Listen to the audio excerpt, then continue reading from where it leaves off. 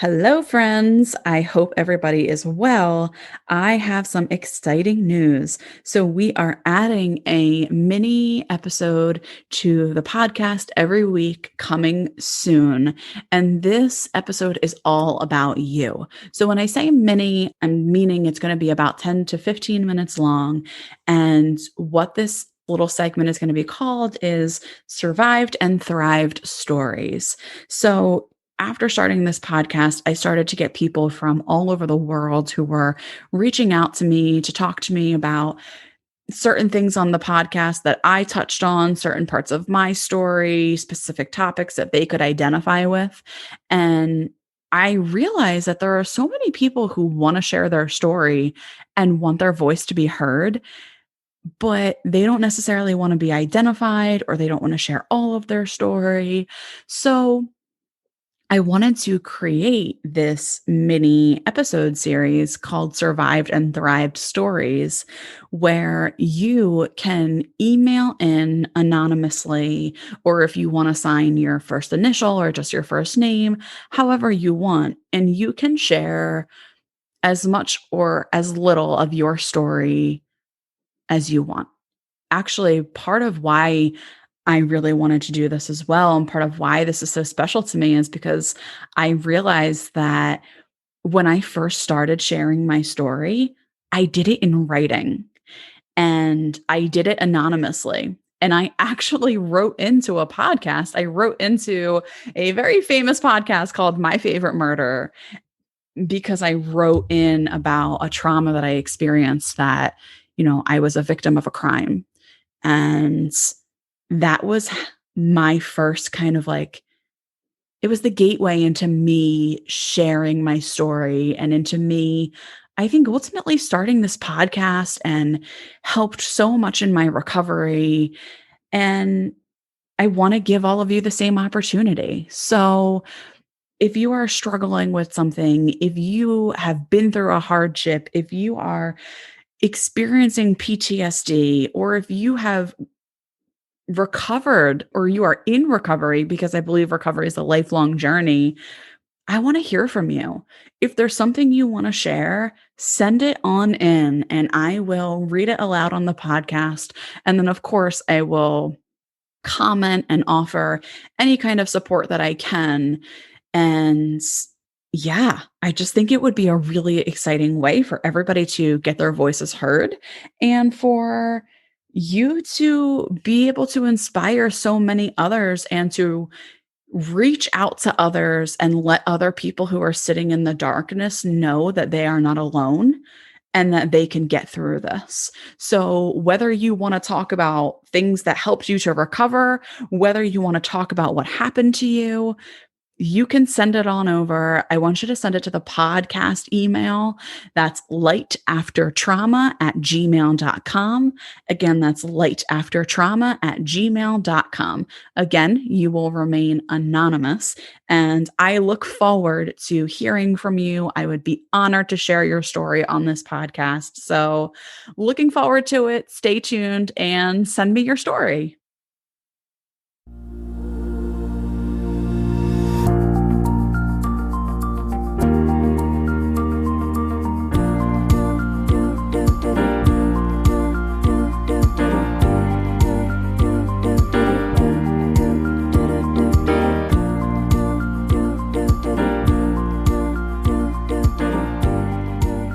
Hello, all you beautiful people. Welcome to another episode of the Light After Trauma podcast. You know who this is. I am your host, Alyssa Scolari, and I am happy to be here this week with Dr. Nazanin Moali.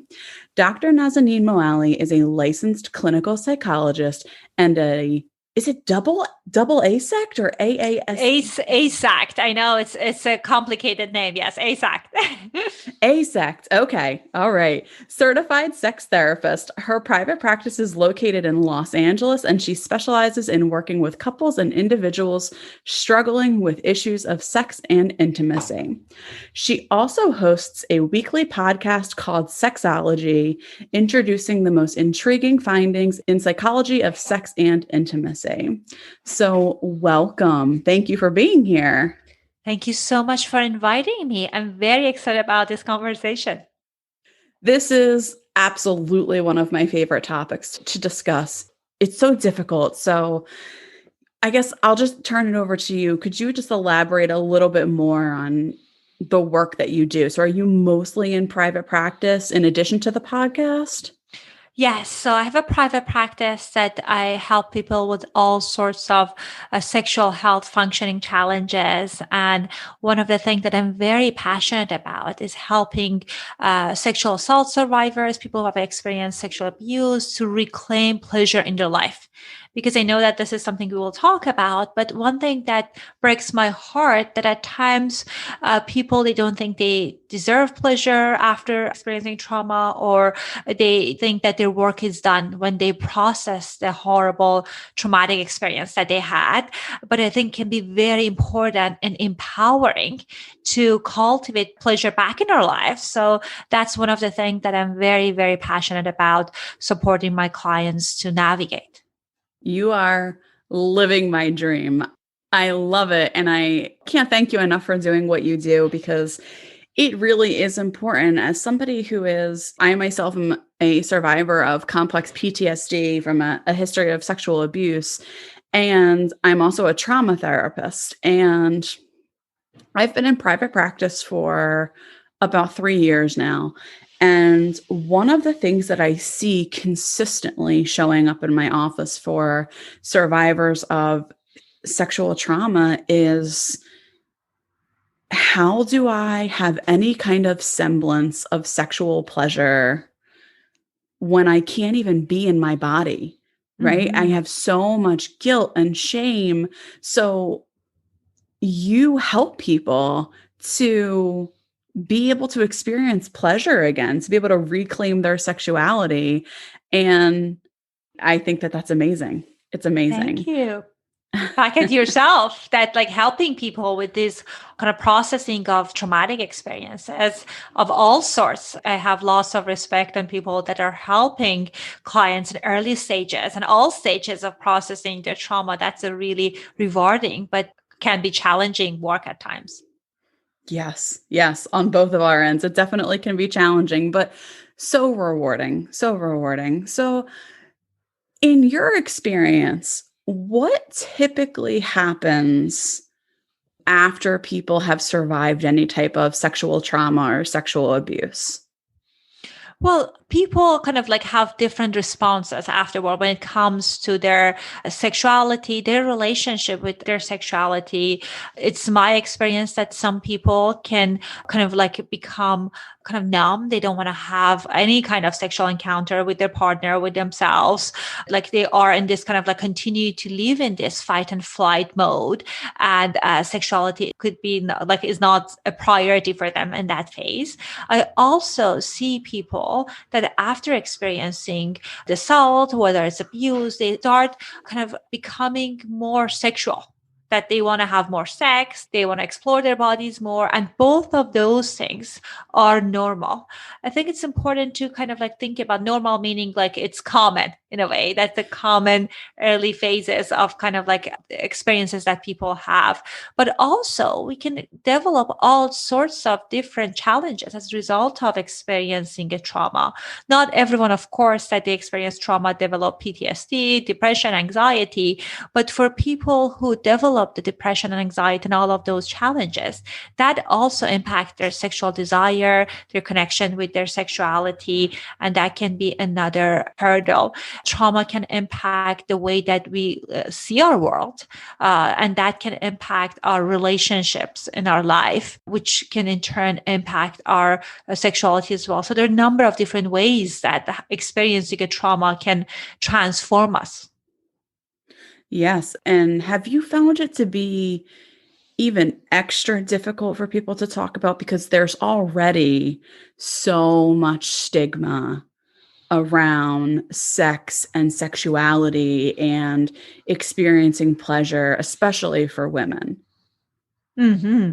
Absolutely. First of all, I think most people that I encounter, even whether in my office or outside, there are some level of discomfort talking about sex. So, and baseline, many of us are uncomfortable. And I think added to that, when we're experiencing sexual trauma, that can even complicate things as well. Because sometimes people receive these unhelpful messages from others, kind of like blaming them for their experiences. Perhaps you were wearing something provocative that led to this. Right. Or maybe you were drinking, or what were Mm-hmm. you doing at a bar that late at night, or things like that. Absolutely. Like it was the person in your home. So maybe then you welcome them into your home. So what could you expect? All of these horrible messages. So we're feeling bad about sex to start with. And then we kind of experience some kind of a negative messaging around us being part of what happened, which is ridiculous. So I think that also impacts our kind of like how we're feeling about our sexuality, the experience. Additionally, for many people, it's okay and it's common to experience some arousal during the experience of assault, during the abuse. It's your body trying to protect you. Right. So when if you're getting Yes. lubricated, all of those things are completely normal. It doesn't mean that you were asking it. It's just your body function of trying to protect you. So I think that's also important for survivors to know. Yes. Thank you. Thank you. Thank you. Thank you for saying this.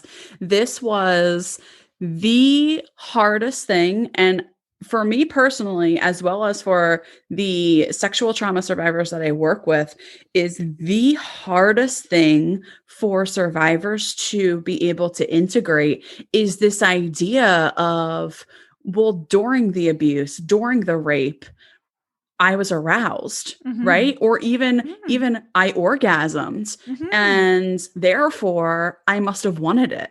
Mm-hmm. And that's not at all the case, as you're Right. saying, because we can't control our body's physiological response Mm-hmm. to our genitals being stimulated. Right, right. I agree with you. And I think, unfortunately, many people kind of internalize those negative beliefs that thinking about, oh God, perhaps on some unconscious level, I wanted it, or I was okay with it, or I gave them the message that it was okay. So I love that you talked about, yes, that's part of the experience. And it doesn't mean that you were giving anyone a permission to do anything. Again, it could be a kind of part of your physiological response, as you mentioned. At times, it's a way for your body to protect you. So there could be a number of different reasons that physiologically you had that arousal. When you say part of a way for your body to protect you, meaning like in the sense of pretending to go along with it in order to protect yourself? Great question. So one of the kind of common challenges that I hear from some of my clients, that's saying that from my female clients, that I was lubricated. So perhaps then lubrication shows arousal, but lubrication is a way that your genital trying to save you from experiencing tearing, all sorts of challenges. So that's why they say that it's your body wanting to protect you. That makes sense. That makes sense. Right. So lubrication, again, doesn't necessarily mean that you wanted it. That's your Mm-hmm. body's way of trying to protect from, right, any kind of Mm-hmm. intimacy Mm-hmm. or sexual trauma. Mm-hmm. Your body is preparing itself, trying to Mm-hmm. keep yourself from having tears or Mm-hmm. whatever kind of other injuries. Absolutely. That makes a lot of sense. Yes. I'm so glad that you touched on that because I think that that's so hard for people. So, as you were saying earlier, some reactions that we have, or some people go into sexual avoidance, and some people become hypersexual. And, you know, when people come into your office, do they realize that they have sexual trauma? Or do people typically come into your office for other reasons and then discover that they have sexual trauma? Well, majority of my clients coming in for sex therapy, knowing that they did the first part of the work, kind of like knowing that, I worked through the early phases of experiencing, kind of working through those difficult memories. So now Okay. they're ready to explore their sexuality and sexual wellness piece. So that's why they're seeking out therapists. But at times, I had clients that they coming into me, they say, I don't feel anything during sex. I have this numbness. And when we're kind of like unfolding and unwrapping different parts of their experiences, we realize this is stemmed from their experience of being a survivor and not dealing with the kind of like completely treating kind of symptoms of experiencing that trauma. Yes. Could you talk for a few minutes about that experience of this is something that I absolutely relate to of the numbness around having sex. I know for a long time before I knew that I had sexual abuse, I truly thought that I was broken. So I would imagine that you have people that come to you that are just like, I don't feel anything when I'm having sex. So could you talk Mhm. about like what that process actually is and what's happening? Absolutely. I feel like for many of my clients, when they experience the sexual trauma or other kind of traumas at times, they learn to disconnect from their bodies. So they're very kind of aware of like what happens in their mind, but sex is about sensation. So it's important to connect with our bodies. And it could be a common experience, but it's something that people need to work through. Because in order for us to connect with our pleasure, we need to be able to pay attention to sensations and all of those experiences we have in our bodies. So that's part of it. And again, it could be one way for you to manage working through those or experiencing those horrible experiences, because sometimes during the traumatic experience, you're going through something really, really painful emotionally, physically. So consciously, unconsciously, you're disconnecting from your body to protect yourself.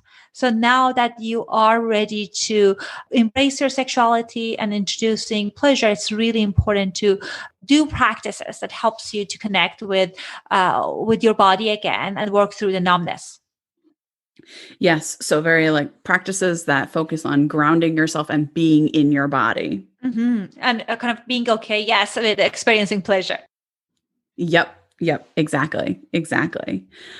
How do you help people work through the shame and the guilt around sex? Some people feel like after the abuse that they endured, like that they're not even worthy of having pleasure. So, how do you help people with that? And I know that's a very broad question. I think it's very individualized, but what are some things you might do? Well, I think one important thing is to identify the beliefs that you develop because of experiencing, as a result of experiencing trauma. What are some of the core beliefs that you develop? What are some of the things that the messages that you have around your bodies, around relationship, around sex? So part of it is identifying those messages and also examining that. Are these serving you? Are these accurate?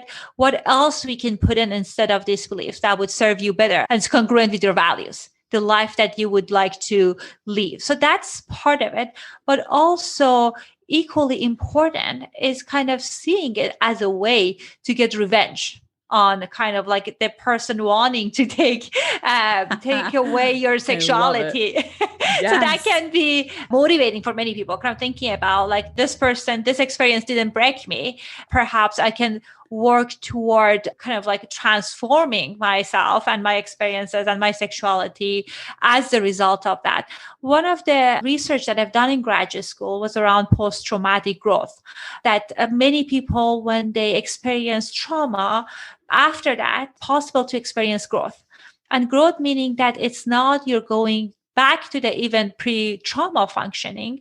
It's more about kind of going beyond and cultivating experiences that's beyond what you were experiencing. For that would be, even if you had a mediocre sexual experiences before trauma, this experience can provide you with this opportunity to experience growth and change your relationship with the sexuality, with people in your life. So kind of like anchoring in that can help people to feel more motivated to work through that. And I think the other piece of it, kind of thinking about incorporating pleasure back in your life, not only sexual pleasure, it could be all sorts of pleasure. Because when we're thinking we're not worthy, then we're not taking care of ourselves, we're not paying attention to our physiological needs, to our pain, all of that. So working on incorporating pleasure inside and outside the bedroom is also part of it. And really working on cultivating kind of awareness around your body. similar, as you mentioned, that focusing on doing grounding exercises, number of different exercises I give my clients to explore their body, and finally their sexuality. That also can help people to feel more grounded and they can have more experience of embodiment. So you start with non-sexual touch, Mm-hmm. which I think is so important. And I follow this one person on Instagram whose her handle is My Orgasmic Life. And Nice. have you ever heard of her before? No. She's wonderful. Absolutely wonderful. She has these workshops and these seminars. It's called Body Sex. And she helps women to become more grounded in themselves and be able to explore their sexuality and tap into their sexuality. But she starts with non sexual touch. And for many people, and I know especially for me, non sexual touch was all I could handle for a Mm-hmm. long time. Mm-hmm. So I think that that's important, just like even hand holding or even, and this is if you're with your partner, but there also can be non sexual touch, even if you're solo. Mm-hmm. Absolutely. I think definitely with partners, again, kind of like checking in with yourself about your readiness on whether to introduce touch or not. It could be at times we start, as you said, with hand holding or could be caressing different parts of the body while you have the clothing on. We're not removing any clothing. And that can take a while. And then after that, when you're ready, you can escalate things. And also, as you mentioned, even when you are kind of like practicing solo, kind of exploring, putting lotion on different parts of your body and paying attention to the Yeah. sensations, smells, all of those good things. So you can kind of like practice this element of paying attention to your body. I think that's very important. Also, breathing, kind of connecting with your breath can also be very powerful because when we're ready to be with a partner or kind of we're ready to introduce solo sex, it's important to also to use our breath as a way to anchor ourselves in our bodies. That could be one tool. To use our breath as a way to stay grounded. Yes, and being focused in the moment. Because if we're connecting with people sexually, one common experience that many survivors have is they dissociate. They kind of leave their body, and that's common. And you can use your breath to kind of anchor yourself back into your body. Okay. That's really, really interesting and makes so much sense now that you're saying it. I had never thought of that before, but yes, it makes so much sense. Thank you. Such great tips and tools. And, I do want to be clear for the listeners out there that this is a process, which I know you can speak more on, that takes a while, right? Mm-hmm. Like we can't expect this to happen within a week. Mm-hmm. You're absolutely right about that. And sometimes it means that it's not a linear path, right? Like sometimes you're escalating things with your partner and it feels okay. And something happens in your life, and then your body kind of like goes a little bit back. That you're no longer ready for sex or you're not ready to connect in a specific way with your partner. So that's completely okay. So it's important to have this compassionate view of yourself. And okay, as long as you're working on this and moving forward, that's what's important. Recovery is possible, but it's important to take it with your own pace. Because if you are going too fast, then that might lead for you to experience all sorts of sexual challenges. And I see people that many survivors develop all kind of sexual dysfunctions because they either didn't address the main issue around trauma or their pacing wasn't quite right. So I think that's important to keep in mind. Yes, I like that you pointed out that it's not linear because I think that that can be very frustrating for some people. And certainly was frustrating for me on my recovery journey where I would be okay sometimes.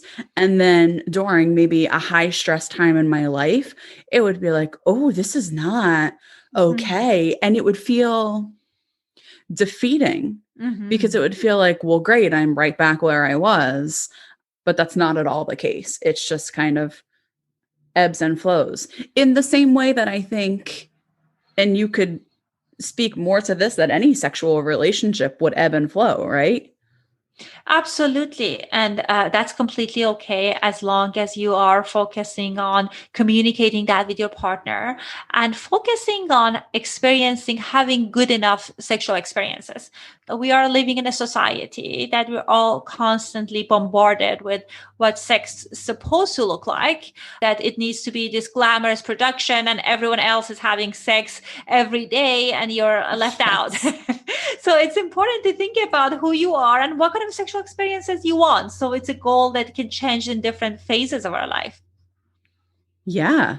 And it's important to know that like it doesn't have to be just kind of like you said, like it's glamorized. If you're with somebody and the relationship really is right, it has to be this mind-blowing, earth-shattering sex that's every day. And it's like, this is not realistic. Mhm. Everything works differently depending on who you are. Different strokes for different folks, basically.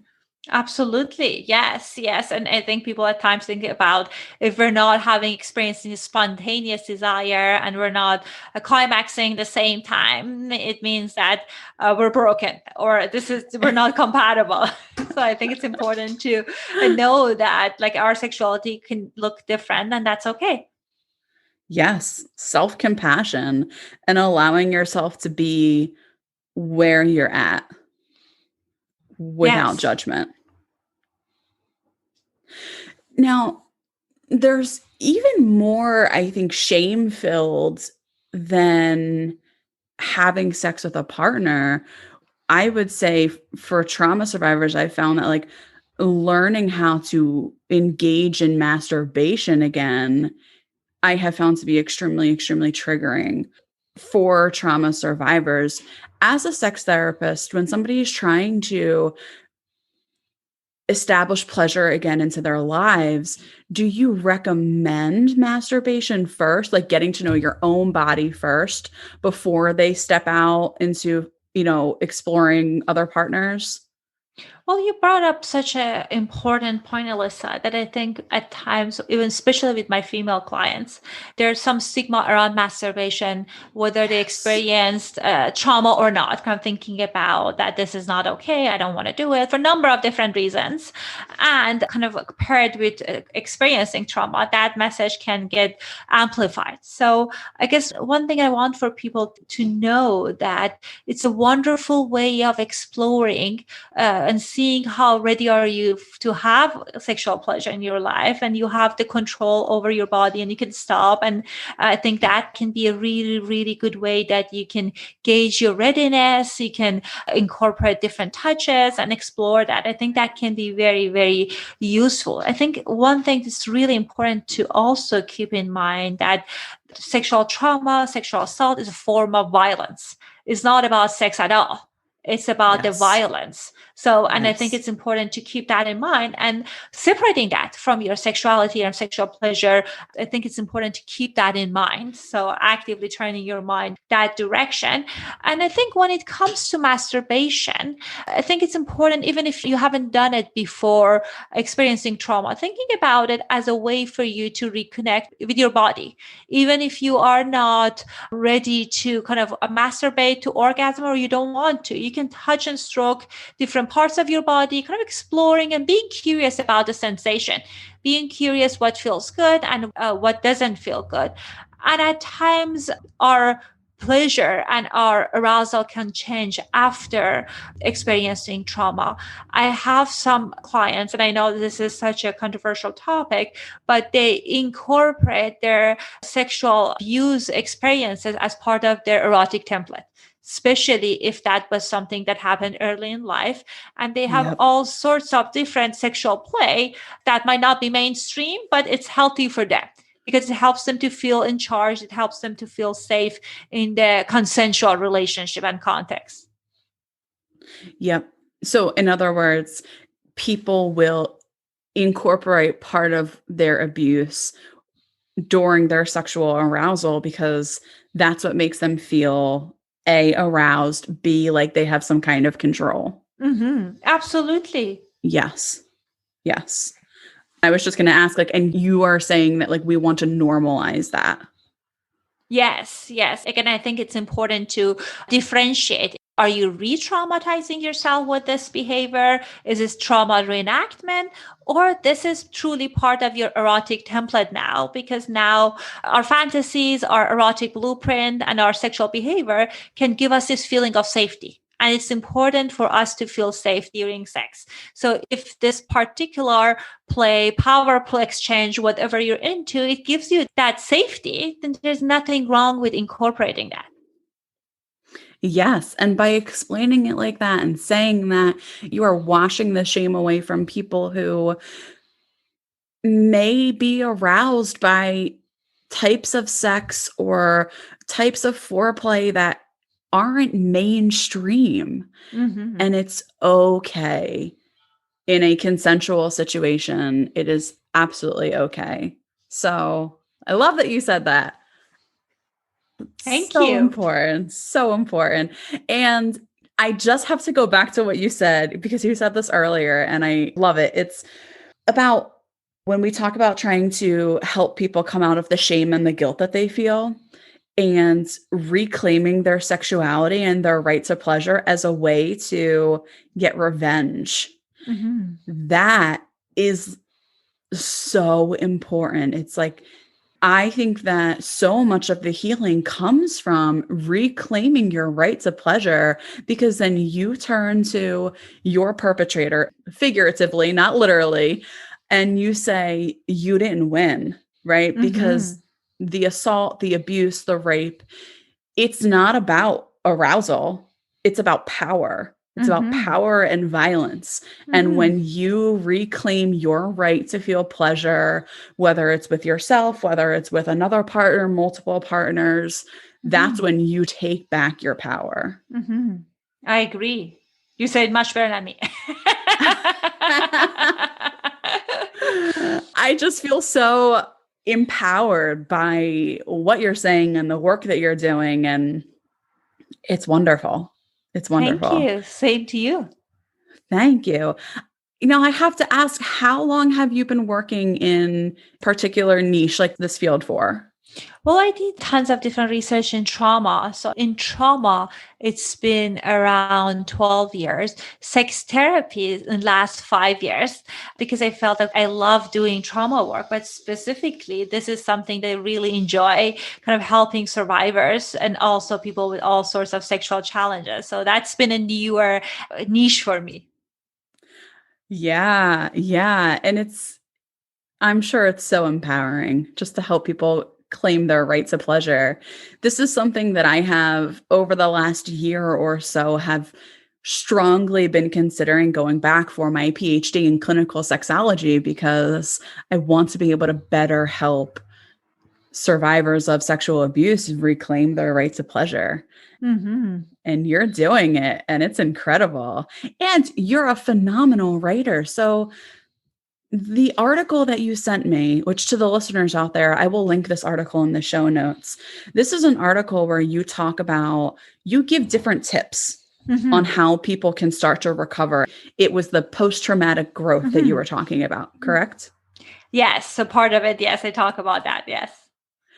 So you are a phenomenal writer, and then you have a podcast as well. So can you talk a little bit about your podcast? Well, thank you so much for allowing me to share this. So, I have a podcast, as you mentioned, called Sexology. I've been airing weekly shows in the last 4.5 years. I talk about science of sex and pleasure because one thing that I am very passionate about is giving people accurate scientific research-based information. Because I feel like when we have the right information, it will empower us to make right decisions because there's just so many inaccurate information out there. At times, an interview, and at times, the solos podcast episodes, it gets released on a weekly basis on Tuesdays. Whenever I'm talking about a topic that's not necessarily within my specific niche, I invite a researcher, scientist, another psychologist, therapist to come talk about it. But it's called Sexology, and people can find it in everywhere that they're listening to the podcast, like Apple Podcasts, Teachers, all of those places. I can't wait to listen. Thank That's you. so exciting. So you're doing incredible work. Where do you see your career going? Because you're also 5 years into working in this niche. I'm sure you've got big dreams and big goals to continue on to do other things. What are some of your goals? Well, thank you for saying all of this wonderful thing. You're such a kind, considerate host. So, yes, I'm very excited. What I want to do is I want to do online courses, specifically helping couples to connect, because I feel like there's a limit on number of people I can see in my practice. I love serving individuals and couples, but I feel with the e-courses and online courses and programs, I can reach a broader audience and I can serve a bigger audience. So that's what I have in mind for the next phase. E-courses. That's amazing, especially because everything is online right now. Awesome. Awesome. Thank So you've you. got big Thank you. plans. The other thing is around sexuality, whether it's podcast or e-course. I think it's easier when people can do the work in the privacy of their home or listen in the privacy of their home, because it's just tough to talk to a stranger about sex, or kind of going into the office can be another hurdle. Yeah, agreed. It takes being able to do this type of work from home and from the comfort of their own homes gives all people, but especially trauma survivors or sexual abuse survivors, a relief from the shame. You know, I almost wish that when I was talking about my sexual abuse, I wish that it was online. I wish we were on Zoom, because I remember quite literally hiding under a blanket in my therapist's office while I would talk to her because of the shame. So I do think it's going to it's going to make people so much more comfortable to be able to do it from like the comfort of their own homes.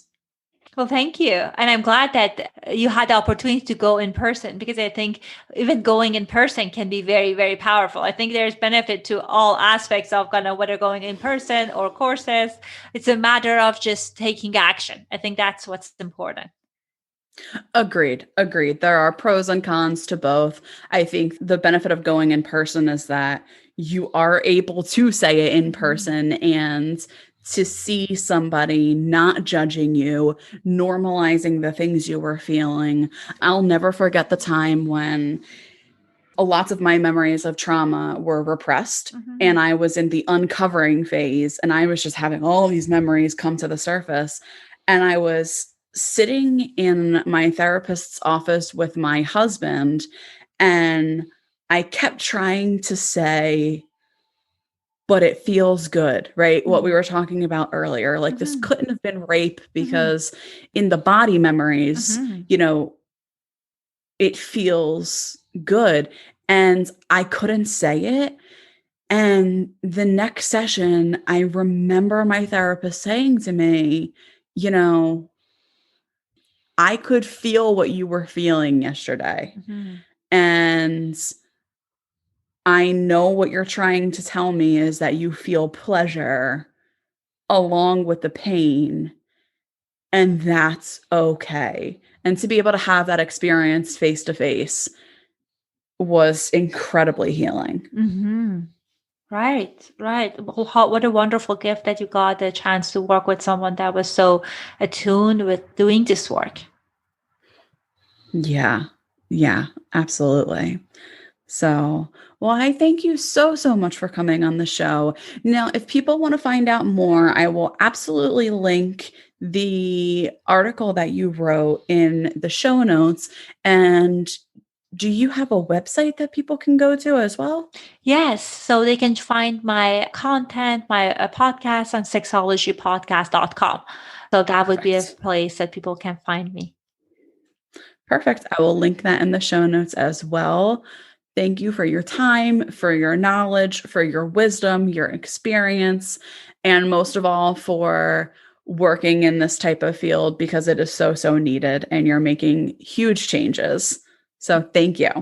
My pleasure. And thank you so much for having me on your podcast. This was an absolute pleasure. Thanks for listening, everyone. For more information about today's episode and to sign up for the Light After Trauma newsletter, head over to my website at alyssascolari.com. The really great thing about being a part of this newsletter is that not only do you get weekly updates on new podcast episodes and blog posts, but you also get access to the private Facebook community, as well as access to all sorts of insider tips, resources, and infographics that supplement what we talk about on the show. You also can connect with me and other trauma warriors. I'm super active on the Facebook community, and I look forward to talking with you.